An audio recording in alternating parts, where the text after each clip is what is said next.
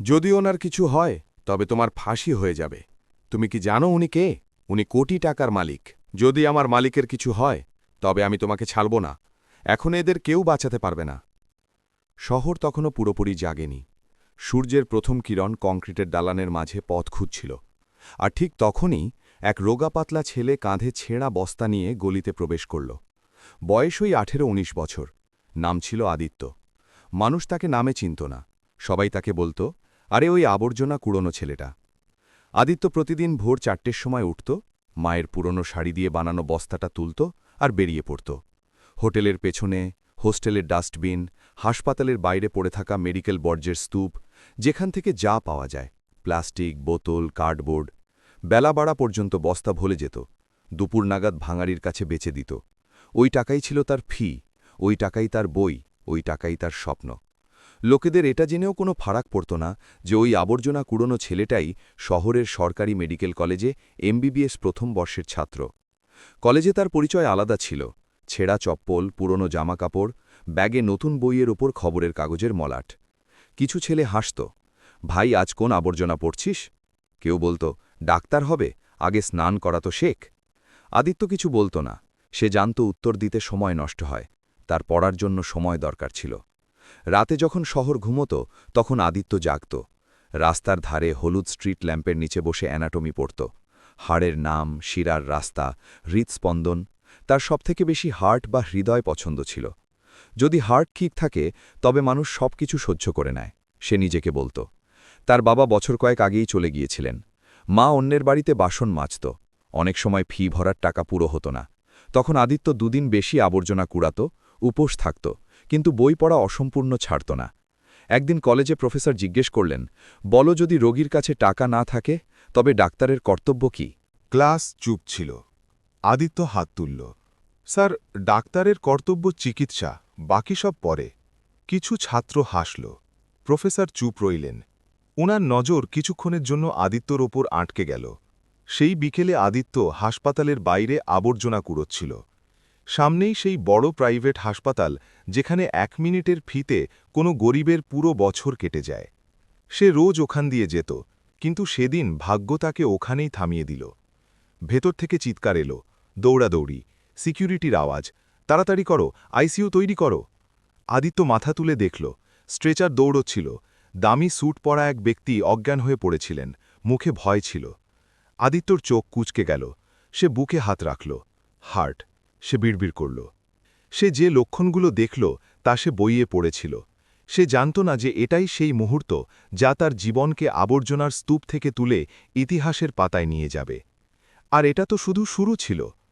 আদিত্য কয়েক সেকেন্ড সেখানেই দাঁড়িয়ে রইল। হাতে বস্তা ছিল, পায়ে সেই ক্ষয়ে যাওয়া চপ্পল। সামনে হাসপাতালের কাচের দরজা বন্ধ হয়ে গিয়েছিল। ভেতরে হুলস্থুল তুঙ্গে, বাইরে বিশৃঙ্খলা। সাধারণ মানুষকে পেছনে ঠেলে দেওয়া হচ্ছিল। সরো সরো, ভিআইপি কেস।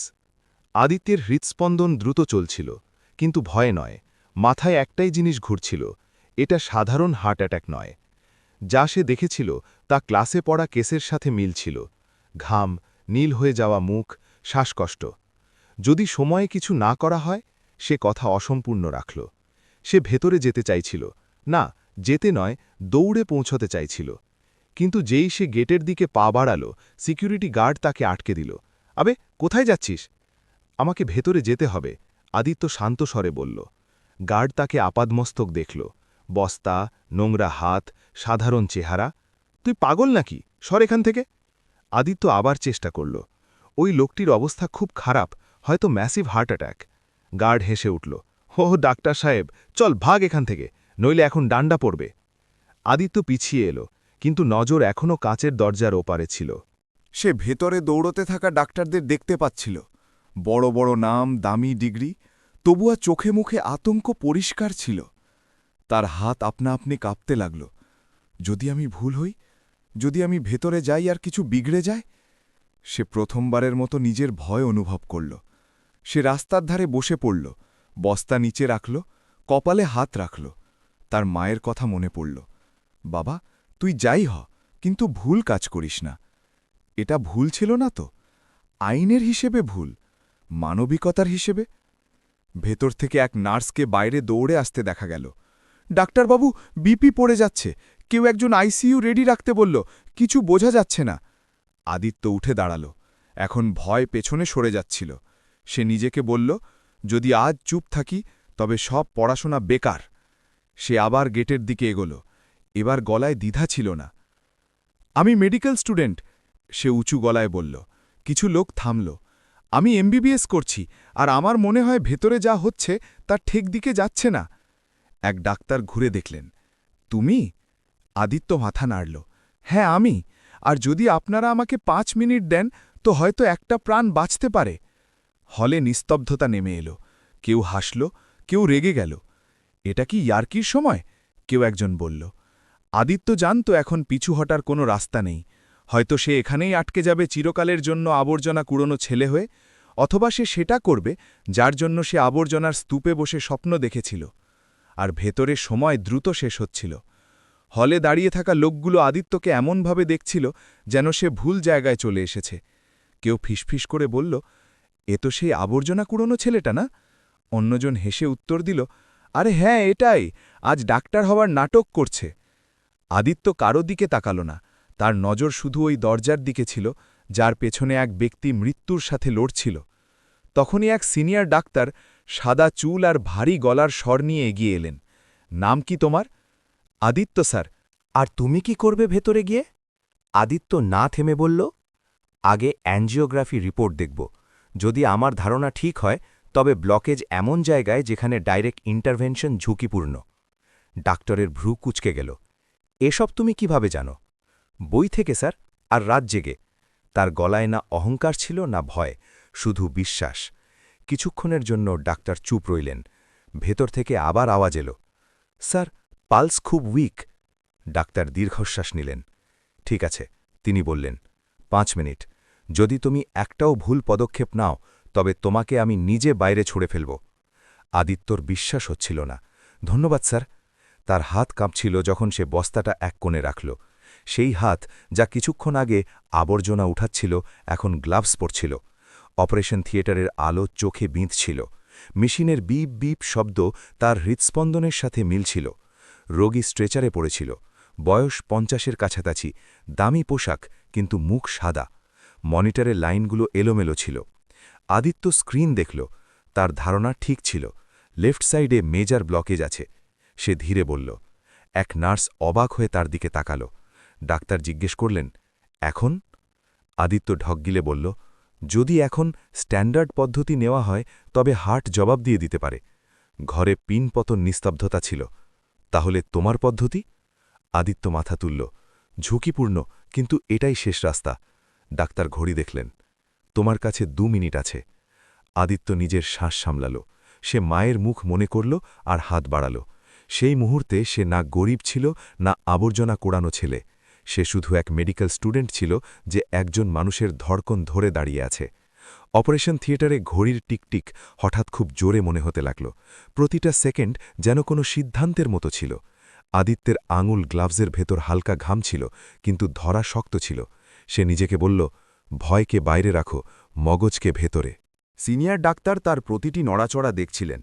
কারোর রাগ হচ্ছিল, কারোর ভয়, আর কারোর অদ্ভুত কৌতূহল। যদি কিছু ভুল হয়? এক ডাক্তার ঘিরে বললেন। আদিত্য কথা শেষ করতে দিল না। তবে দায়িত্ব আমার হবে। সে স্ক্রিনে আবার নজর দিল। ব্লকেজ হার্ড আছে, সে বলল।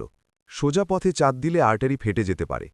ডাক্তার বিরক্ত হয়ে জিজ্ঞেস করলেন, তো কি হার্টের সাথে কথা বলবে? আদিত্য প্রথমবার ওনার দিকে তাকাল। না স্যার, হার্টের পেছন নিয়ে যাব। ঘরে শোরগোল পড়ে গেল। এটা খুব বিপজ্জনক। একটা স্টুডেন্ট এসব করবে? এটা পাগলামি। আদিত্য কারোর কথা শুনল না। সে সরু ক্যাথেটার নিল। তার প্রতিটা নড়াচড়া ভেবে চিনতে ছিল, যেন সে এসব আগেও শতবার করেছে। আসলে করেছিল বইয়ে, ভিডিওতে, নিজের মগজে। মনিটরে লাইন নড়বড় করল। বিপি পড়ে যাচ্ছে, নার্স বলল। এক ডাক্তার এগিয়ে এলেন। থামো। আদিত্য শান্ত স্বরে বলল, যদি এখন থামি তবে সব শেষ। তার গলায় এমন ভরসা ছিল যে কেউ আর এগোল না। সে শেষ হালকা চাপ দিল। এক মুহূর্তের জন্য সব থেমে গেল। তারপর বিপ বিপ বিপ ছন্দ ফিরে আসছিল। মনিটরের লাইন সোজা রইল না। হার্ট আবার কথা বলতে শুরু করেছিল। কারো মুখ দিয়ে বেরোল, এটা এটা হয়ে গেছে। আদিত্য ধীরে ধীরে হাত পেছনে সরাল। তার কাঁধ আলগা হয়ে গেল। এখন তার হাত কাঁপছিল, ভয় নয়, উত্তেজনা কমে যাওয়ায়। সিনিয়র ডাক্তার কিছু বললেন না। কিছু সেকেন্ড শুধু মেশিনের শব্দ ছিল। তারপর সেই কঠোর গলার স্বর নরম হয়ে গেল। তুমি আজ সেটা করলে যা আমরা করতে পারিনি। আদিত্য মাথা নিচু করে নিল। স্যার, রোগী বেঁচে আছেন, এটাই যথেষ্ট। বাইরে হাসপাতালের লবিতে কেউ জানত না ভেতরে কি হয়েছে। আর আদিত্যও জানত না যে এই জয় তার জীবনের সবথেকে বড় পরীক্ষার শুরু, কারণ দরজার বাইরে আইন অপেক্ষা করছিল। অপারেশন থিয়েটারের দরজা খুলল তো বাইরে দাঁড়িয়ে থাকা লোকেদের শ্বাস আটকে গেল।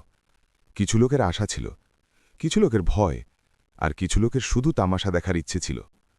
আদিত্য সবার শেষে বের হল, কোনো হিরোর মতো চালচলন ছাড়াই, মাথা একটু নিচু করা, চোখে ক্লান্তি। সিনিয়র ডাক্তার এগিয়ে এলেন। রোগী এখন বিপদমুক্ত। এক মুহূর্ত চুপচাপ ছিল, তারপর কোলাহল। মিডিয়ার ক্যামেরা চমকে উঠল। স্যার, এটা কি অলৌকিক? হসপিটাল কি কোনো নতুন টেকনিক ব্যবহার করেছে? কিন্তু কেউ আদিত্যর দিকে ইশারা করার আগেই হসপিটাল ম্যানেজমেন্ট সক্রিয় হয়ে গেল। এই কথা বাইরে যাওয়া উচিত নয়। এক লোক নিচু গলায় বলল, যদি জানা যায় যে এক স্টুডেন্ট। বাক্য অসম্পূর্ণ রয়ে গেল। আদিত্যকে এক কোণে বসিয়ে দেওয়া হলো। তুমি ভালো করেছ, এক নার্স ফিসফিস করে বলল। আদিত্য হালকা হাসি দিল। তার প্রশংসা দরকার ছিল না, তার শুধু স্বস্তি ছিল। তখনই বাইরে থেকে সাইরেনের আওয়াজ এলো। পুলিশ। এক ইন্সপেক্টর দ্রুত পায়ে ভেতরে এলেন। কে আদিত্য? আদিত্য উঠে দাঁড়াল। আমি। ইন্সপেক্টর সরাসরি বললেন, বিনা লাইসেন্সে মেডিকেল প্রসিডিওর করার অপরাধে তোমাকে হেফাজতে নেওয়া হচ্ছে। ভিড় আবার শান্ত হয়ে গেল। আদিত্যর মা, যিনি কোনোভাবে খবর পেয়ে পৌঁছেছিলেন, এগিয়ে এলেন। সাহাব, আমার ছেলে প্রাণ বাঁচিয়েছে। ইন্সপেক্টর নজর নিচু করলেন। মা, আমরা বুঝি, কিন্তু আইন। আদিত্য মায়ের হাত ধরল। কেঁদো না। যদি আজ না করতাম তবে নিজেকে কোনোদিন ক্ষমা করতে পারতাম না। হাত করা তার কবজিকে কষিয়ে দেওয়া হলো। সেই কবজি যা কিছুক্ষণ আগেই একটা হার্ট সামলেছিল। ক্যামেরা সব বন্দি করছিল। পুলিশ জিপ চলতে শুরু করল। পেছনে হাসপাতাল দাঁড়িয়েছিল, চকচকে, চুপচাপ। আদিত্য জানলা দিয়ে বাইরে দেখছিল। তার মুখে ভয় ছিল না, শুধু একটা প্রশ্ন ছিল, সঠিক কাজের কি এটাই দাম হয়? আর শহরে সেই সময় এক কোটিপতি আইসিইউয়ের বিছানায় চোখ খুলতে চলেছিলেন। তিনি তখনও জানতেন না যে তার ধড়কান কে ফিরিয়ে দিয়েছে। গল্প এখনও বাকি ছিল। আইসিইউয়ের হালকা নীল আলোয় কোটিপতি বিরাজ মালহোত্রা ধীরে ধীরে চোখ খুললেন। বুকে হালকা ব্যথা ছিল, কিন্তু ধড়কান স্থির ছিল। মেশিনের বিপ শব্দ এখন আর ভয়ের মনে হচ্ছিল না।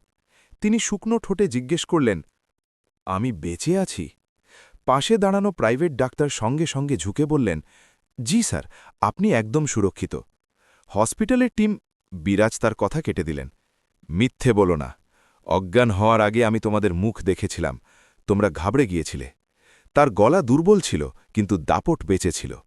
ঘরে সাইলেন্স ছেয়ে গেল। তার পার্সোনাল অ্যাসিস্ট্যান্ট এগিয়ে এলো। স্যার, সত্যি হল আপনাকে বাঁচানোর পেছনে কোনো সিনিয়র সার্জন ছিলেন না। বিরাজের ভ্রু কুঁচকে গেল। তাহলে কে?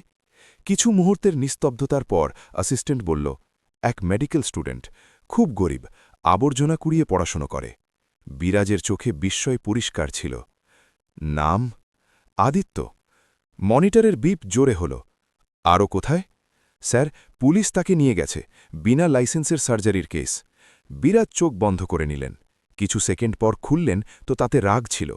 যে ছেলে আমার প্রাণ বাঁচালো সে জেলে? তিনি ড্রিপ সরানোর চেষ্টা করলেন। তক্ষুনি ফোন লাগাও। সেই সময় শহরের হাজতে আদিত্য মেঝেতে বসেছিল, পিঠ দেওয়ালে লাগানো, চোখ বন্ধ। তার ঘুম আসছিল না, তার ভয়ও লাগছিল না। তার শুধু মায়ের চিন্তা ছিল, আর একটা অদ্ভুত শান্তিও। অন্তত লোকটা বেঁচে আছে, সে ভাবল। দরজা হঠাৎ খুলল। হাবিলদার বলল, তুই আদিত্য? হ্যাঁ, চল বাইরে। আদিত্য বুঝতে পারল না। সে চুপচাপ উঠল। বাইরে আসতেই সে দেখল পুলিশ অফিসার দাঁড়িয়ে আছেন, ফোনে কথা বলছেন। জি স্যার, এক্ষুনি ছাড়ে দিচ্ছি। জি। হাত করা খুলে গেল। ইন্সপেক্টর বললেন, তোমার জামিন হয়ে গেছে। কে করালো? আদিত্য জিজ্ঞেস করল। ইন্সপেক্টর একটা নাম নিলেন, বিরাজ মালহোত্রা। আদিত্য কিছু বলল না, শুধু মাথা নিচু করে নিল। হাসপাতালে কিছু ঘণ্টা পর আদিত্যকে আইসিইউ-এর রুমে নিয়ে যাওয়া হলো। বিরাজ তাকে দেখছিলেন, সেই সাধারণ পোশাক, সেই শান্ত চোখ। তো তুমিই সে যে আমার ধড়কান ফিরিয়ে দিয়েছ? আদিত্য শুধু এতটুকুই বলল, আমি আমার কর্তব্য করেছি স্যার। বিরাজ হাসলেন। আজ বুঝতে পারলাম, তিনি ধীরে বললেন, কখনো কখনো সবচেয়ে দামি জিনিস আবর্জনায় নয়, আবর্জনা থেকে উঠে আসে। আর ওখানেই ওই ঘরে এক নতুন গল্পের ভিত্তি রাখা হচ্ছিল। ঘরে কিছু মুহূর্তের নীরবতা ছিল। মেশিনের ধীর আওয়াজের মাঝে বিরাজ মালহোত্রা আদিত্যকে দেখতে থাকলেন, যেন কোনো বইয়ের এমন পাতা পড়ছেন যা তার ভাবনা বদলে দেবে। তুমি জানো, বিরাজ বললেন, আমার একটা সুই দিয়ে লোকে কোটি কোটি টাকা কামিয়ে নেয়, আর একটা ফোন কলে জীবন ধ্বংসও হয়ে যায়। আদিত্য নজর নিচু করে রাখল। স্যার, আমার এইসবে কোনো মানে নেই। বিরাজ হালকা হাসলেন। এই কথাটাই তোমাকে আলাদা বানায়। তিনি তার অ্যাসিস্ট্যান্টের দিকে তাকালেন। একে বসতে বলো। আদিত্য চেয়ারে বসল। তার পোশাক এখনও সেটাই ছিল। বাইরে মিডিয়ার শোরগোল ছিল, কিন্তু এখানে ভেতরে পরিবেশ আলাদা ছিল। তোমার জানা আছে, বিরাজ বললেন, হসপিটাল তোমাকে বাঁচানোর জন্য নয়, নিজেদের বাঁচানোর জন্য চুপ ছিল। যদি আমি না বলতাম, তবে তুমি আজও জেলেই থাকতে। আদিত্য প্রথমবার সরাসরি তার চোখে দেখল। স্যার, যদি আবার একই পরিস্থিতি হতো, তবে আমিও সেটাই করতাম। বিরাজের হাসি একটু গম্ভীর হয়ে গেল। আর যদি এর দাম তোমার ক্যারিয়ার হতো, তবুও? আদিত্য না ভেবেই বলল, ডাক্তার হওয়ার মানে শুধু ডিগ্রি হয় না। বিরাজ দীর্ঘশ্বাস নিলেন। আমি তোমাকে পুরস্কার দিতে চাই, তিনি বললেন। টাকা, গাড়ি, বিদেশের পড়াশোনা, যা চাও। আদিত্য চুপ রইল। কয়েক সেকেন্ড পর বলল, স্যার, যদি সত্যিই দিতে চান তবে একটা কাজ করে দিন। বলো। আমার মাকে যেন আর বাসন মাজতে না হয়, আর আমার ফি, বইপত্র, ব্যাস অতটুকুই। ঘরে উপস্থিত লোকেরা একে অপরের দিকে তাকাতে লাগল। এত বড় প্রাণ বাঁচানোর পর এত ছোট দাবি? বিরাজ মাথা নাড়লেন। আজ তুমি আমাকে কিছু শেখালে আদিত্য, তিনি বললেন। সবকিছুর দাম টাকা দিয়ে হয় না। তিনি ডাক্তারদের দিকে তাকালেন। আর তোমরা সবাই মনে রেখো, আজ যদি এই ছেলেটা না থাকত, তবে আমার জায়গায় অন্য কেউ থাকত। ডাক্তারদের মাথা নিচু হয়ে গেল। কিন্তু গল্প এখানেও শেষ হয়নি। বিরাজ পরের বাক্যটি ধীরে বললেন, আর একটা কথা, আমি চাই আদিত্যর কেস পুরোপুরি তুলে নেওয়া হোক এবং ও সেই সম্মান পাক যা একজন ডাক্তার পায়। এই সিদ্ধান্ত সহজ ছিল না। আইন, মেডিকেল কাউন্সিল, হসপিটাল সব মাঝখানে ছিল। আদিত্য বুঝে গিয়েছিল এই লড়াই এখনও বাকি। আর এই লড়াই অপারেশন থিয়েটারে নয়, সিস্টেমের সামনে লড়তে হবে। পরের দিন সকালে শহর অন্যরকম লাগছিল। খবরের শিরোনাম বদলে গিয়েছিল। আবর্জনা কুড়োনো ছেলে নয়, মেডিকেল স্টুডেন্ট। যেই হাতকে সমাজ অবহেলা করেছিল, সেই হাতই হাঁট বাঁচাল। আদিত্য মায়ের সাথে এক ছোট ঘরে বসেছিল। সেই ঘর, সেই ভাঙা চেয়ার। কিন্তু আজ বাতাসে অন্য কিছু ছিল, ভয় নয়। আদিত্য খবরের কাগজ ভাঁজ করল। মা, আওয়াজ বেশি হচ্ছে, সে ধীরে বলল। মা তার হাতের তালু ধরলেন। বাবা, প্রথমবার মানুষ সত্যি দেখছে। সেদিন মেডিকেল কাউন্সিলের ইমার্জেন্সি মিটিং ডাকা হল। হসপিটালের বড় আধিকারিক, সিনিয়র ডাক্তার আর আইনের লোক সামনাসামনি ছিলেন। একদিকে নিয়ম ছিল, অন্যদিকে এক জীবন্ত মানুষ। সিনিয়র ডাক্তার সেটাই বললেন যে অপারেশন থিয়েটারে দাঁড়িয়ে বলেছিলেন। যদি সেদিন আদিত্য না থাকত, তবে আমরা একটা লাশের ওপর আলোচনা করতাম। অনেকক্ষণ তর্ক চলল। অবশেষে রায় এলো, আদিত্যর ওপর কোনো কেস চলবে না। তার মেডিকেল রেকর্ড পরিষ্কার থাকবে এবং সবচেয়ে বড় কথা, তাকে স্পেশাল মেরিট স্কলারশিপ দেওয়া হবে। এটা কোনো পুরস্কার ছিল না, এটা ছিল স্বীকৃতি। কয়েক সপ্তাহ পর আদিত্য আবার কলেজে গেল। এবার কেউ হাসল না, কেউ কেউ রাস্তা ছেড়ে দিল, কেউ কেউ হাত মেলাল। সেই ছেলেরাই যারা আগে খোঁটা দিত, এখন জিজ্ঞেস করছিল, ভাই, কিভাবে করলি? আদিত্য একই রইল, শান্ত, কাজে ডুবে থাকা। পার্থক্য শুধু এতটুকুই ছিল যে এখন সে আর আবর্জনা কুড়োতে যেত না, কিন্তু সে কখনো ভুলল না যে সে কোথা থেকে এসেছে। এক সন্ধ্যায় সে আবার সেই বড় হসপিটালের সামনে দাঁড়িয়েছিল, কিন্তু এবার কাঁধে বস্তা ছিল না, আইডি কার্ড গলায় ছিল। সে ভেতরে তাকালো আর মনে মনে বলল, আমি এসে গেছি। গল্প এখানেই শেষ হয় না, কিন্তু সেদিনের পর থেকে শহর একটা কথা শিখে নিয়েছিল, মানুষের পরিচয় তার পোশাকে নয়, তার কাজে হয়। যদি আপনাদের এই গল্পটি ভালো লেগে থাকে, তবে ভিডিওটি লাইক অবশ্যই করবেন, চ্যানেলটি সাবস্ক্রাইব করবেন এবং বন্ধুদের সাথে শেয়ার করবেন। কমেন্টে অবশ্যই জানাবেন যে আপনারা এই ভিডিওটি কোন শহর বা গ্রাম থেকে দেখছেন। আপনাদের একটা লাইক আর কমেন্ট আমাদের এমন গল্প আনার শক্তি যোগায়।